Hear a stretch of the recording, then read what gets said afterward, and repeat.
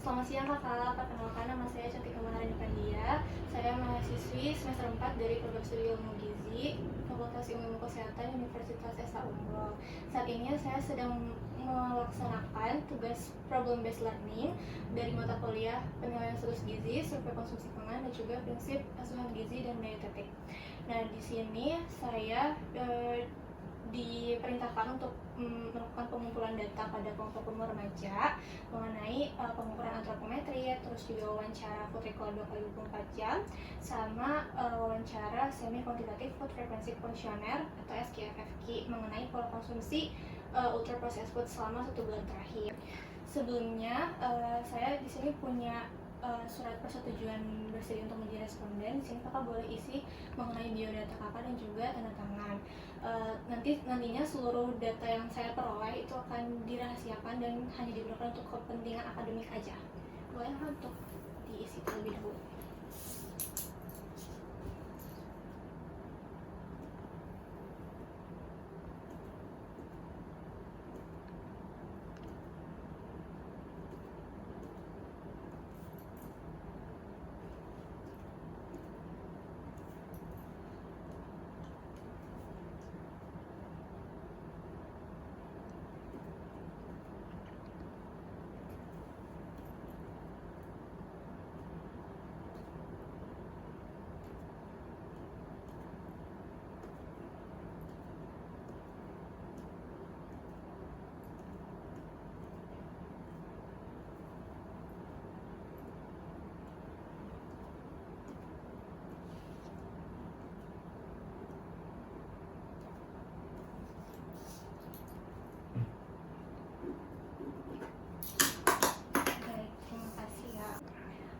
Aku izin mention lagi ya kan, nama kakak Gibran, umurnya 15 tahun. Sebelumnya terima kasih sudah bersedia menjadi responden saya pada hari ini. Pertama-tama saya akan melakukan pengukuran antropometri, yaitu pengukuran berat badan menggunakan alat ukur timbangan berat badan digital. Yang pertama, saya akan memastikan terlebih dahulu bahwa responden sudah dalam kondisi tidak menggunakan alas kaki, lalu juga apabila menggunakan aksesoris tubuh seperti jam tangan, jaket ataupun ikat pinggang, dimohon untuk dilepaskan terlebih dahulu, dan bila ada barang-barang yang tersimpan di dalam saku celana seperti handphone, kunci, dan lain-lainnya juga mohon untuk dikeluarkan. Apakah kakak ada menyimpan sesuatu di dalam celana atau memakai atribut? Nggak ada. Oke, baik. Setelah sudah dipastikan, dimohon kakaknya untuk berdiri tegak dengan keadaan kedua tangan di samping, lalu juga posisinya mengarah ke depan.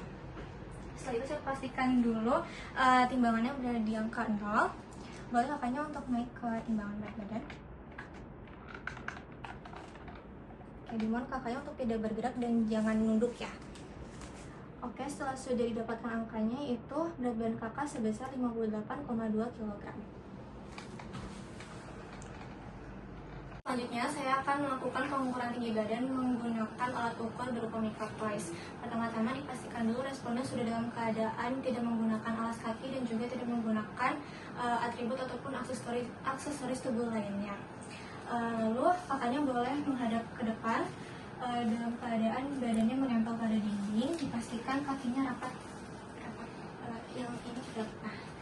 Lalu tumit, bokong, punggung, dan juga belakang kepalanya menempel pada dinding. Lalu kita tarik alat ukur microprice-nya sampai di atas kepala. Lalu didapatkan hasil tinggi badannya sebesar 169,4 cm.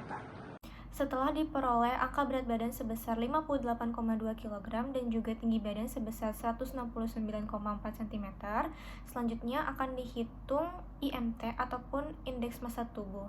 Dikarenakan responden termasuk ke dalam kelompok umur remaja, maka hasil IMT akan disesuaikan dengan kategori berdasarkan Peraturan Menteri Kesehatan Indonesia Nomor 2 Tahun 2020 tentang standar antropometri anak. Pertama-tama dihitung terlebih dahulu IMT-nya. Rumus IMT sendiri yaitu berat badan dibagi tinggi badan dalam meter kuadrat.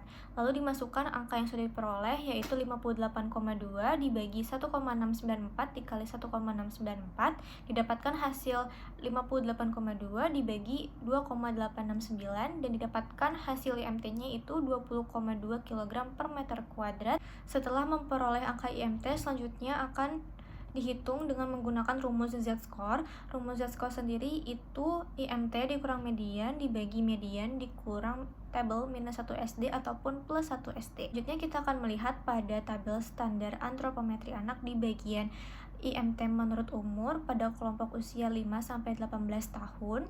Dikarenakan responden berumur 15 tahun 8 bulan, maka kita akan melihat pada tabel tersebut. Lalu didapatkan median pada umur tersebut sebesar 20,3, maka IMT pada responden itu termasuk kurang dari median. Lalu kita masukkan ke rumus, yaitu 20,2 dikurang 20,3 dibagi 20,3 dikurang minus 1 SD, yaitu 18,1. Maka diperoleh angka minus 0,1 dibagi 2,2 dan didapatkan hasil IMT menurut umurnya yaitu minus 0,04, yaitu termasuk dalam kategori gizi baik atau normal. Selanjutnya saya akan mengukur lingkar pinggang menggunakan alat ukur yaitu waist ruler. Waist ruler ini digunakan untuk mengukur lingkar tubuh seperti lingkar lengan atas, lingkar pinggang, lingkar perut, dan lain-lainnya. Pertama-tama saya akan memastikan dulu di mana letak ujung tulang rusuk dan juga ujung puncak tulang pinggul. Boleh kamu diraba dulu yang mana ujung tulang rusuknya? Di sini ya. Oke, maaf ya. Terus sama ujung puncak tulang pinggul. Di sini. Setelah sudah didapatkan kedua titiknya, kita ukur menggunakan waist ruler ini dari ujung tulang rusuk sampai ke ujung tulang pinggul. Dapatkan hasilnya 8 cm, lalu kita cari angka atau titik tengahnya, yaitu berarti di 4 cm. Boleh tolong tandain kamu? Setelah itu kita ukur, maaf ya.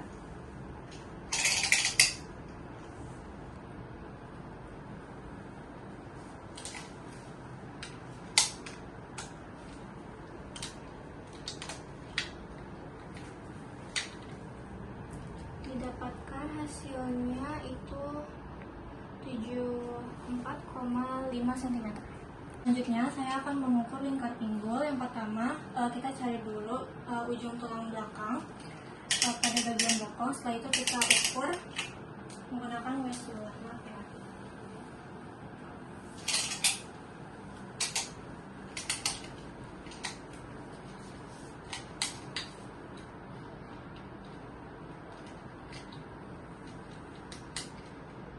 Didapatkan hasil lingkar pinggulnya itu 91,4 cm.